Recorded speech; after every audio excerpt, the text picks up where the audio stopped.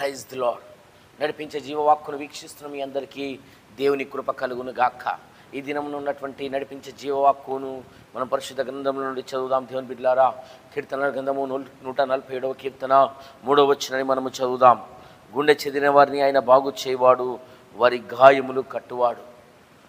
మన దేవుడు గుండె చెదిరిన వారిని బాగుపరచువాడు.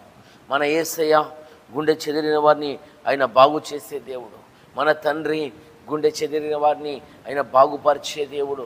ఈ దినమున మనం గుండె చెదిరిన వారిని గురించి ఆలోచన చేసినట్లయితే ఏ స్థితిలో గుండె చెదిరిన వారిగా ఉంటారని మనం పరిశీలించినట్లయితే దేవుని బిడ్డలారా, మన ఆత్మీయుని మనం పోగొట్టుకున్నప్పుడు మన గుండెలు చెదిరిపోతాయి. మనం ఎంతగానో ఇష్టపడి, ఎంతగానో ప్రేమించి, ఎంతగానో కోరుకుంటున్న వారు మనకు దూరంగా వెళ్ళిపోతున్నప్పుడు, మనల్ని దూరంగా పెడుతున్నప్పుడు మన గుండెలో వేదనలతో నింపబడి ఉంటాయి. మన మనస్సు వేదనతో నిండి ఉంటుంది. మనము మన వ్యక్తిగత జీవితంలో పోరాడుతున్నప్పుడు, ప్రయాసపడుతున్నప్పుడు, ఒకదాని కొరకు మనము పనిచేస్తున్నప్పుడు, విఫలమైనప్పుడు కూడా మన హృదయము వేదనతో నిండి ఉంటుంది. మన మనస్సు చెదిరినదిగా ఉంటుంది. మన గుండె చెదిరినదిగా ఉంటుంది. దేవుని బిడ్డలారా, ఉద్యోగాలను కోల్పోయినప్పుడు, నష్టము వాటిల్లినప్పుడు, వ్యాపారంలో నష్టము వాటిల్లినప్పుడు, మన ప్రయత్నాలలో నష్టము వాటిల్లినప్పుడు, మనం అనుకుంటున్నది జరగనప్పుడు మన గుండెలు చెదిరిపోయినవిగా కనబడతాయి. మనం ఎంతగానో ఇష్టపడే వారిని కోల్పోయినప్పుడు మన గుండెలు చెదిరిపోయినవిగా కనబడతాయి.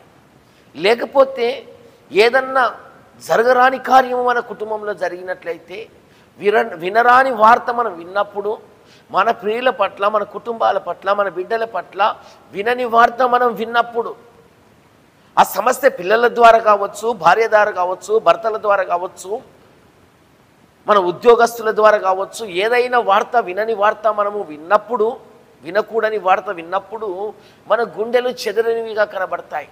మన గుండెలు వేదనతో నిండి ఉంటాయి. మన గుండెలు విచారంతో నిండి ఉంటాయి. మన గుండెలు దుఃఖంతో నిండి ఉంటాయి.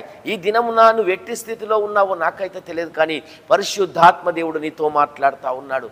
పరిశుద్ధాత్మ దేవుడు ఈ దినం నీకు బయలుపరుస్తూ ఉన్నాడు. నీ హృదయాన్ని నిన్ను బాగు చేస్తాను, నిన్ను బలపరుస్తాను, నిన్ను ఆదరిస్తాను, నీ గాయములన్నీ కూడా నిన్ను కట్టి నేను నడిపిస్తాను అని చెప్పేసి పరిశుద్ధాత్మ దేవుడు ఈ దినమున నీతో మాట్లాడుతూ ఉన్నాడు. కనుక ఆయన ఆదరణతో, ఆయన సన్నిధానంతో ఈ దినమున మనము నడిపించబడదాం. ఆయన మన గాయములన్నీ కట్టువాడు, మనం ఆదరించి నడిపి